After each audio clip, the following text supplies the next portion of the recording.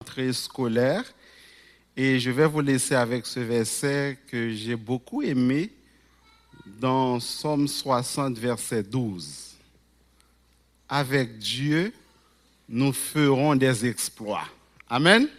Il va y avoir des défis, il va y avoir des difficultés, il va y avoir des moments de stress, de la peur, mais je vais vous laisser avec le deuxième partie de ce verset qui dit « Il écrasera tous nos ennemis ». La peur, la crainte, le découragement, ce sont tous des ennemis du succès. Alors, avec Dieu, nous ferons des exploits et lui-même, il écrasera tous nos ennemis. Alors, bon succès, bonne réussite, que Dieu vous accompagne pour cette belle année. Sans perdre de temps, je vous invite à ouvrir votre Bible ou bien à lire avec nous, si ça va être projeté, les versets qui nous ont été confiés pour ce message. Il s'agit de 1 Jean, chapitre 3, du verset 11 à 15. Mais pour la bonne compréhension du contexte, nous allons commencer par lire à partir du verset 10. 1 Jean chapitre 3, de 10 à 15. C'est par là que se font reconnaître les enfants de Dieu et les enfants du diable. Quiconque ne pratique pas la justice n'est pas de Dieu, non plus que celui qui n'aime pas son frère.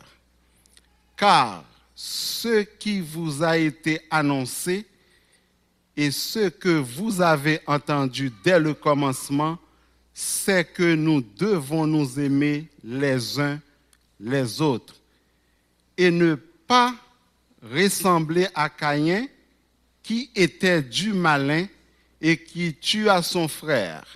Et pourquoi le tua-t-il? Parce que ses œuvres étaient mauvaises et que celles de son frère étaient justes. Ne vous étonnez pas, frères, si le monde vous hait. Nous savons que nous sommes passés de la mort à la vie parce que nous aimons les frères. Celui qui n'aime pas demeure dans la mort. Quiconque haït son frère est un meurtrier, et vous savez qu'aucun meurtrier n'a la vie éternelle demeurant en lui. Amen. Merci Seigneur pour ce moment que tu nous as accordé de prendre parole en ton nom. Nous savons, Père Saint, devant l'immensité de ta sagesse, nous sommes ignorants.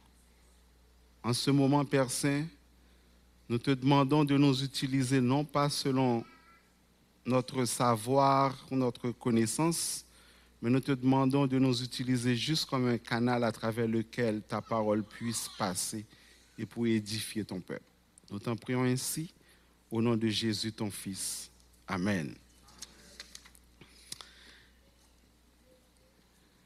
Le thème sur lequel nous allons parler ce soir, c'est pourquoi devons-nous aimer les uns les autres. Amen. Pourquoi nous devons-nous aimer les uns les autres?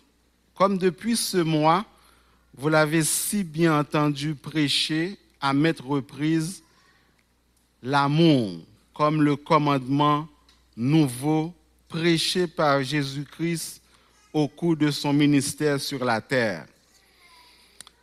Comme beaucoup de prédicateurs l'ont déjà expliqué, ce concept n'est pas nouveau, déjà expliqué dans l'Ancien Testament par l'amour du prochain à travers les commandements, mais Jésus a pris le temps de mettre l'emphase sur le concept d'amour comme un nouveau commandement. Ce nouveau commandement, considéré comme la base même du christianisme, faisant face à d'autres doctrines ayant été enseignées par le judaïsme où il y avait de l'amour, mais c'était plus basé dans un concept où si on n'obéit pas à certains commandements, on devrait être puni sur le champ. Mais avec la prédication de Jésus-Christ, ce concept d'amour nous donne une autre possibilité de repentance et de nous réconcilier avec Dieu. Ayant compris ce concept, nous allons juste vous dire que le Dieu que nous servons possède plusieurs attributs. Nous le considérons comme un Dieu saint, comme il l'est vraiment. Nous le considérons souvent comme un Dieu juste. Oui, il est juste. Nous avons souvent l'habitude de le considérer comme un Dieu de pardon, un Dieu miséricordieux. Toutes ces caractéristiques, tous ces attributs sont vraiment capables de définir le grand Dieu que nous servons. Mais en méditant sur tous ces attributs, nous avons pu comprendre également qu'à travers tous ces attributs, il y a une bonne façon que Dieu pouvait ne pas être en contact avec l'homme. Parce que l'homme, étant un être imparfait, dans la sainteté de Dieu, nous n'avons pas eu la possibilité de nous présenter devant ce Dieu saint. Donc nous connaissons déjà toute l'histoire, comment est-ce qu'on devrait présenter dans le temple, le lieu saint, le lieu très saint. Donc c'est juste pour vous expliquer comment est-ce qu'il était difficile, à travers notre imperfection comme être humain, de présenter devant ce Dieu saint. Dieu, dans sa justice, aurait pu nous éliminer complètement parce que nous sommes tous injustes. Et nous avons pu comprendre ce concept déjà dans le jardin d'Éden, lorsque Satan a encouragé l'homme à pécher et pour nous mettre face à la justice de Dieu. Donc devant la justice de Dieu, le salaire du péché, c'est la mort. Donc après avoir péché dans le jardin d'Éden, nous étions condamnés à mourir.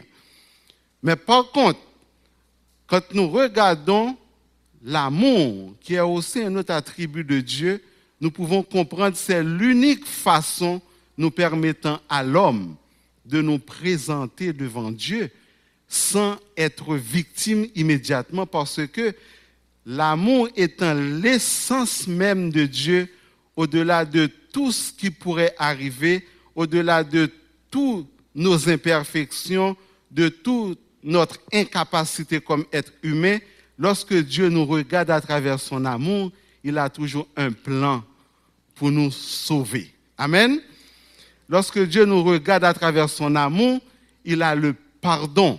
Lorsque Dieu nous regarde à travers son amour, on voit la miséricorde de Dieu. Lorsque Dieu nous regarde à travers son amour, nous voyons la rédemption. C'est pourquoi dans le jardin d'Éden, après l'homme ayant péché, donc immédiatement, Satan avait compris que c'est fini pour l'homme. Mais il avait oublié que ce grand Dieu-là, son essence même est amour. À travers son amour, le plan de rédemption était déjà là pour nous donner son Fils unique.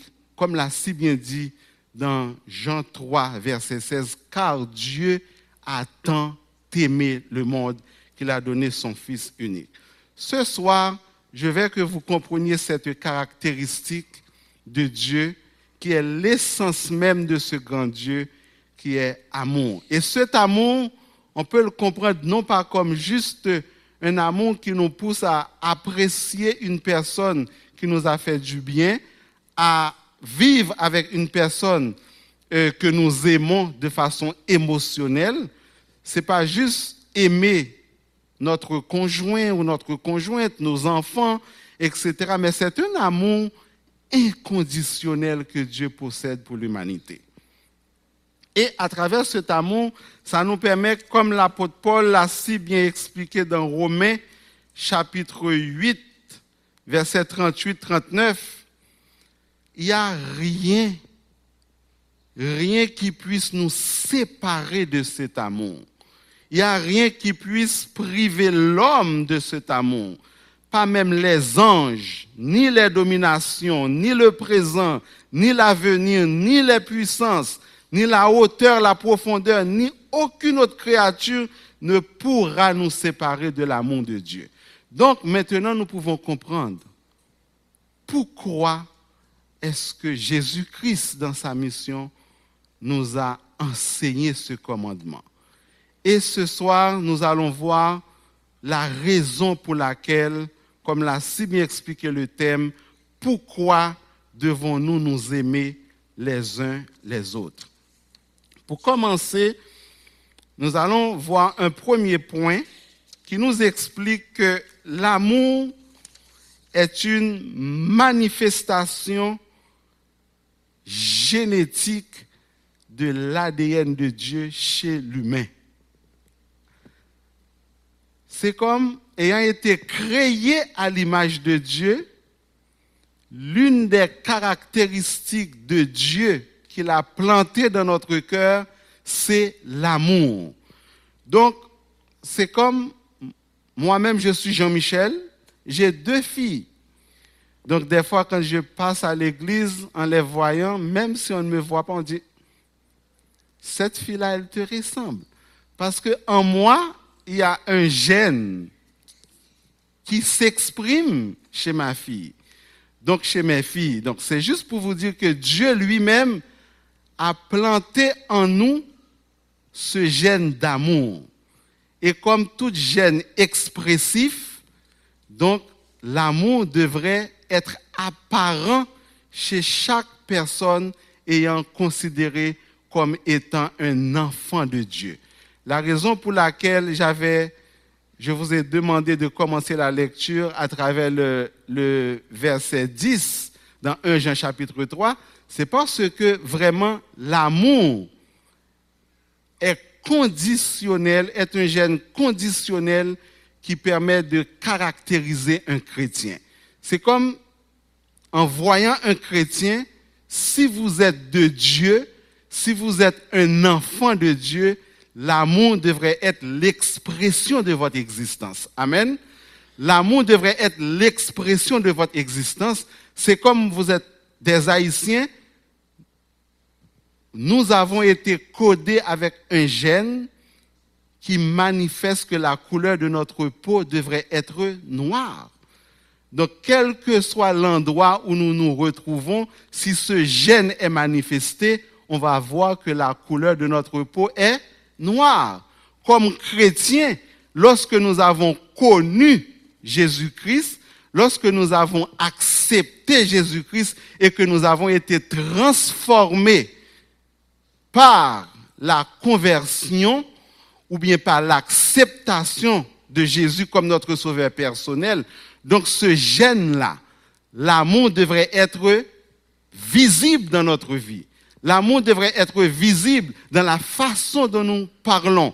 L'amour devrait être visible dans la façon dont nous nous comportons. L'amour devrait être visible dans notre relation avec nos semblables. Si nous n'avons pas la manifestation de l'amour, nous pouvons dire, est-ce que nous avons vraiment Jésus dans notre vie? Est-ce que nous sommes réellement des enfants de Dieu? Nous pouvons regarder dans 1 Jean chapitre 4 verset 8, ayant connu Dieu, nous devons manifester l'amour. Nous devons aimer et cet amour n'a rien de conditionnel. Celui qui n'aime pas n'a pas connu Dieu. Donc c'est comme premier point, pourquoi devons-nous nous aimer les uns les autres? Parce que nous devons aimer pour témoigner que nous sommes des enfants de Dieu.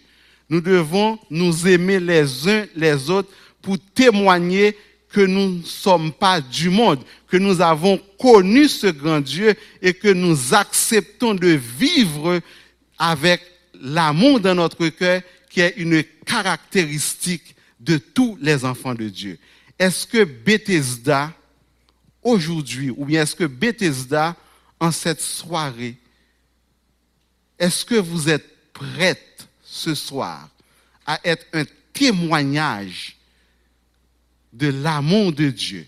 Est-ce que vous êtes prête à vivre cet amour avec vos semblables?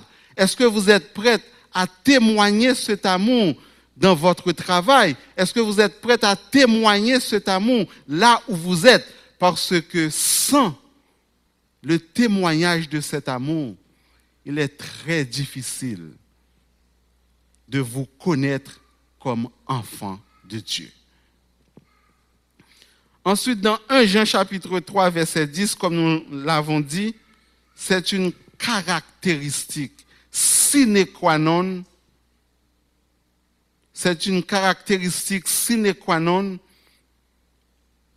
comme enfant de Dieu de vivre dans l'amour. C'est une caractéristique essentielle pour que les personnes qui nous entourent puissent savoir que nous sommes des enfants de Dieu. Parce que celui qui ne vit pas dans l'amour n'est pas de Dieu. Est-ce que vous êtes de Dieu? Est-ce que vous êtes de Dieu? La réponse est simple. Aimez-vous les uns les autres. Continuez à vivre dans l'amour. Continuez à vivre dans le partage. Continuez à vivre dans la tolérance, dans les caractéristiques de l'amour que nous savons tous dans 1 Corinthiens chapitre 13. Parce que au-delà de tout ce que vous pourrez faire, s'il n'y a pas l'amour, ce que vous faites n'a aucun sens. Alors, comme enfants de Dieu, nous avons l'obligation de prouver au monde que nous sommes différents. Et la seule chose capable de faire cette différence, c'est de prouver que nous avons en nous ce caractéristique de Dieu, qui est l'amour. Deuxième point, nous savons que nous n'avons pas beaucoup de temps. Pourquoi devons-nous nous aimer les uns les autres? Nous devons nous aimer les uns les autres parce que c'est un commandement. Nous n'avons pas de choix.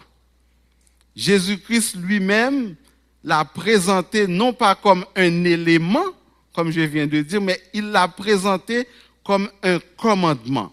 Et Jésus l'a si bien dit, si vous m'aimez, vous devez garder mes commandements. Est-ce que Bethesda, nous aimons le Seigneur? Est-ce que nous aimons le Seigneur? Nous connaissons déjà la réponse. Nous devons garder les commandements de Dieu. Jésus lui-même a présenté l'amour comme étant un commandement. Si nous lisons dans Jean chapitre 13, verset 34, « Je vous donne un commandement nouveau, aimez-vous les uns les autres comme je vous ai aimé, vous aussi aimez-vous les uns les autres. » Nous pouvons lire aussi dans Jean chapitre 15, verset 12, « Voici mon commandement. » Écoutez, Jésus l'a dit, « Voici mon commandement. » C'est comme au-delà de tout ce que vous avez appris, au-delà de tout ce qui vous a été enseigné comme commandement, comme principe, comme élément à observer pour vous présenter comme un vrai serviteur, mais Jésus lui-même vous a dit, voici mon commandement.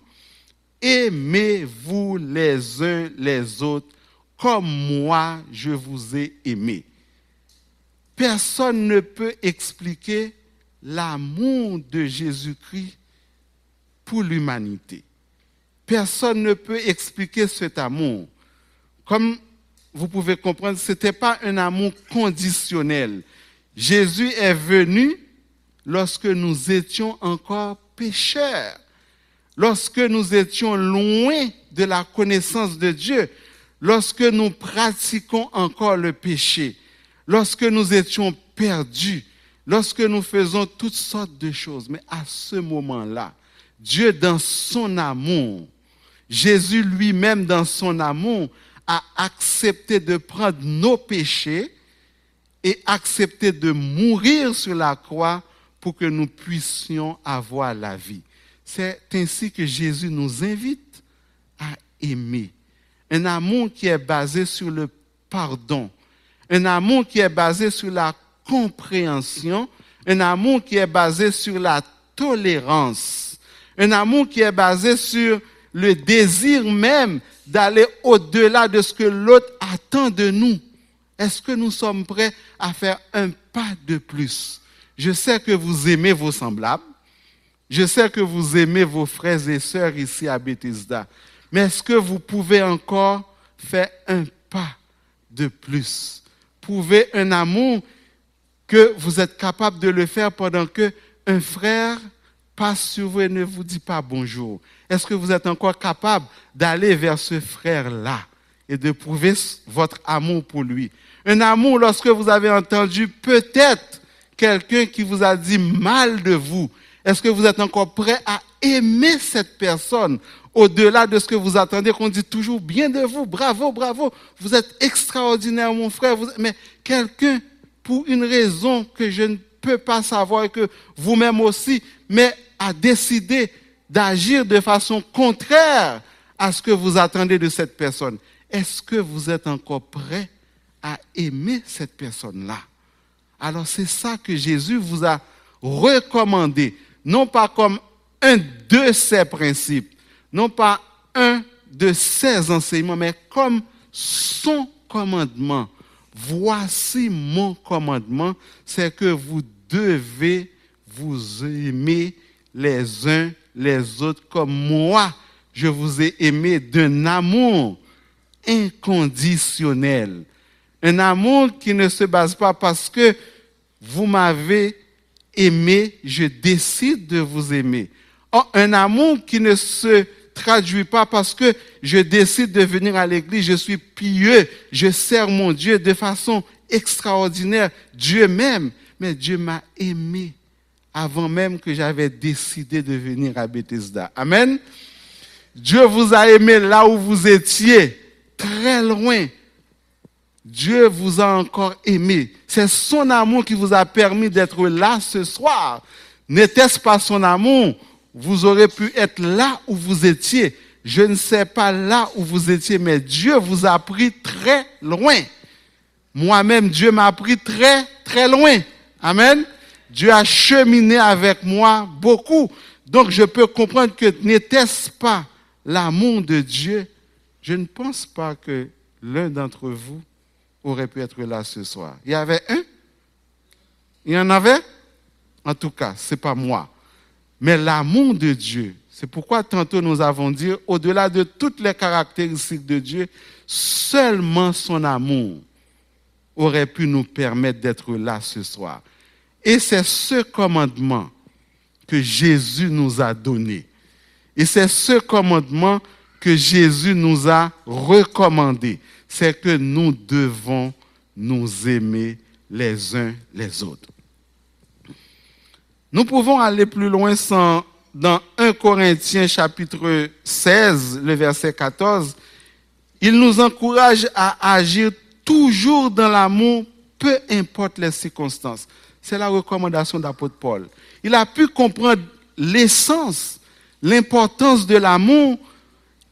Il a dit que tout ce que nous faisons, tout, sans exception, essayez de le faire avec amour. La façon dont vous parlez, essayez de parler avec amour. La façon dont vous allez exhorter un frère, n'est-ce pas? Essayez de le faire avec amour. La façon, je ne sais pas, dans votre travail, lorsque peut-être votre patron agit d'une façon que vous n'aimez pas, n'est-ce pas? Essayez de répondre quand même avec amour. Ce n'est pas parce que c'est facile de le faire, mais c'est parce que comme enfant de Dieu, comme disciple de Jésus-Christ, nous avons l'obligation d'obéir à ce commandement. Ce n'est pas dans une circonstance, mais dans toutes les circonstances. Et nous pouvons aussi comprendre pourquoi nous devons pratiquer l'amour, parce que en pratiquant l'amour, comme nous pouvons voir dans le verset qui nous a dit dans le verset 12, dans 1 Jean chapitre 3, verset 12, de ne pas ressembler à Caïn, qui était du malin et qui tua son frère. Et pourquoi le tua-t-il? Parce que ses œuvres étaient mauvaises et que celles de son frère étaient justes. Nous pouvons comprendre comme œuvre mauvaise dans ceci comme étant que une personne qui agit de façon contraire à ce que Dieu recommande, n'est-ce pas? Une personne qui se comporte d'une façon contraire à ce que l'amour enseigne. C'est pourquoi en pratiquant l'amour, comme j'avais compris, en pratiquant l'amour, en implantant la pratique de l'amour dans notre cœur, nous ne laissons pas de place pour que la haine puisse pousser, n'est-ce pas? En implantant l'amour dans notre cœur envers nos prochains, envers nos semblables, c'est comme une prévention à ce que la haine puisse trouver de la place pour pousser.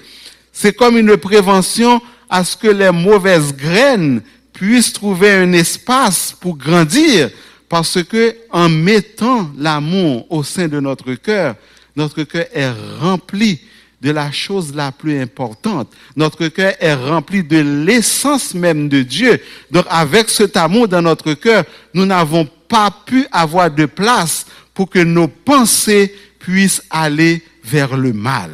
Donc l'amour, en pratiquant l'amour, pourquoi devons-nous nous aimer les uns les autres? C'est parce que en aimant nos prochains, en pratiquant l'amour envers nos prochains, nous mettons une prévention déjà contre les péchés. Amen.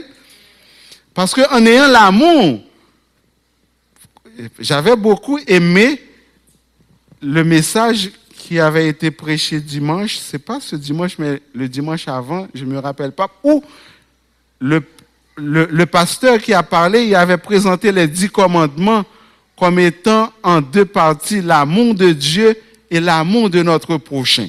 Et si nous pouvons remarquer que tous les péchés que nous pouvons commettre, nous pouvons les commettre par omission de pratiquer de l'amour, n'est-ce pas? Tous les péchés que nous pouvons commettre, imaginez dans votre imagination, c'est soit nous n'aimons pas Dieu, ou bien nous n'aimons pas nos prochains. C'est soit nous n'avons pas de l'amour pour Dieu, ou bien nous n'avons pas de l'amour pour nos prochains. Alors, nous devons nous aimer les uns les autres en prévention du péché, n'est-ce pas? Si nous voulons éviter de pécher, alors pratiquons l'amour.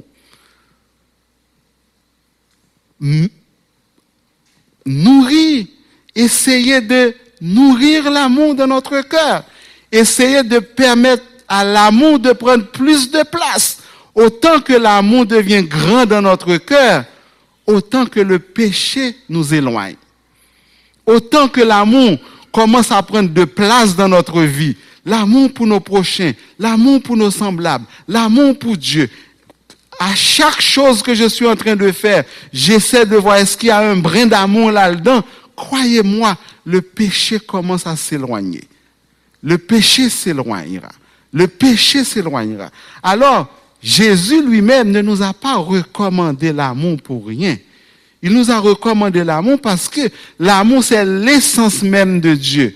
En laissant l'amour de prendre place dans notre vie, il sait déjà que nous allons nous rapprocher plus de Dieu parce que Dieu lui-même est amour. Dieu lui-même est amour. Donc si nous avons décidé de vivre dans l'amour, automatiquement nous vivons en communion avec Dieu. Autant que nous avons décidé de pratiquer l'amour, autant que nous pratiquons des choses qui vont plaire à Dieu, mais autant que nous éloignons la pratique de l'amour dans notre vie, autant que nous ne sommes pas des enfants de Dieu, mais nous sommes du diable, comme l'a si bien expliqué. Donc, nous devons pratiquer l'amour, nous devons nous aimer les uns les autres de façon à créer une barrière contre les pratiques mauvaises, comme Caïn avait laissé une place vide dans son cœur sans l'amour et la haine s'est entrée là-dedans et ça a conduit au meurtre de son frère. Alors, c'est simple. La nature a horreur du vide. Si vous ne remplissez pas votre cœur d'amour, vous n'avez pas besoin d'appeler la haine pour venir, mais automatiquement il va s'installer. Si vous ne remplissez pas votre cœur de bonnes choses, si vous ne remplissez pas votre cœur de la parole de Dieu, si vous ne remplissez pas votre cœur des commandements de Jésus-Christ, automatiquement, d'autres choses vont prendre la place. Donc, nous devons nous aimer les uns les autres de façon à créer une barrière préventive contre le péché.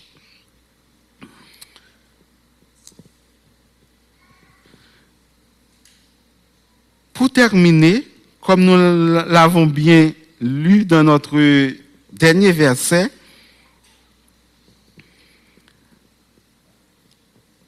le verset 15, « Quiconque haït son frère est un meurtrier. Vous savez qu'aucun meurtrier n'a la vie éternelle demeurant en lui. » Et dans le verset 14, avant le 15, nous voyons, « Nous savons que nous sommes passés de la mort à la vie parce que nous aimons les frères. Celui qui n'aime pas demeure dans la mort. » Comme dernier point, aimer nos frères. Pourquoi devons-nous nous aimer les uns aux autres? Parce que en nous aimant les uns les autres, nous avons la garantie d'être ressuscités avec Christ. Amen. Quiconque n'aime pas son prochain demeure encore dans la mort. Quiconque ne pratique pas l'amour envers ses semblables n'est pas ressuscité avec Christ. C'est comme si nous ne pratiquons pas cet amour-là, c'est comme nous ne sommes pas nés de nouveau. C'est une caractéristique de la nouvelle naissance. Nous devons nous aimer les uns les autres parce que c'est une garantie que nous sommes des ressuscités avec Christ et que nous avons l'espérance de la vie éternelle et que nous pouvons attendre le retour de Christ parce que nous ne sommes pas spirituellement morts. Donc si nous ne pratiquons pas de l'amour, si nous ne nous aimons pas les uns les autres, systématiquement, nous ne sommes pas encore ressuscités. Est-ce que Bethesda est vivante? Est-ce que l'église Bethesda est vivante? Alors, nous savons tous que nous vivons dans l'amour. Nous savons tous que nous pratiquons de l'amour. Nous savons tous que nous avons la pleine espérance de la vie éternelle parce que, en pratiquant l'amour, en nous aimant les uns les autres, c'est une caractéristique que nous sommes. Une église vivante, une église ressuscitée, une église qui attend le retour de notre Seigneur et Sauveur Jésus-Christ.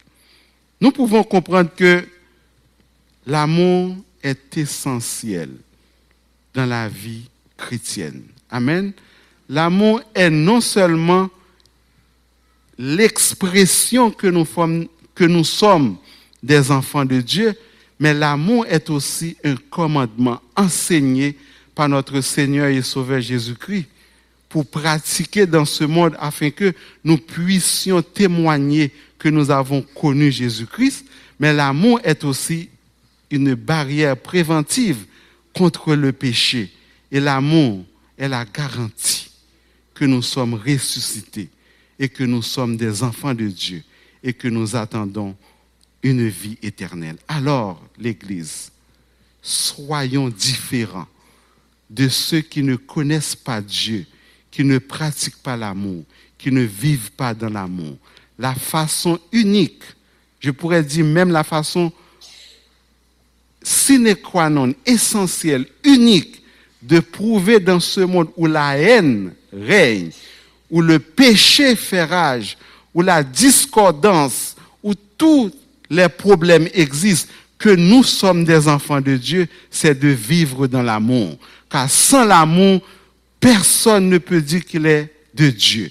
Personne ne peut témoigner qu'il est de Dieu. C'est pourquoi je vous invite à pratiquer l'amour les uns envers les autres, à vivre dans un amour sincère, un amour fraternel, non seulement pour nos semblables ici, mais à étendre cet amour vers ceux qui ne connaissent pas encore Dieu, parce qu'avec amour, nous pouvons conquérir le monde. Avec amour, nous pouvons faire avancer l'évangile de Jésus-Christ. Que le Seigneur vous bénisse.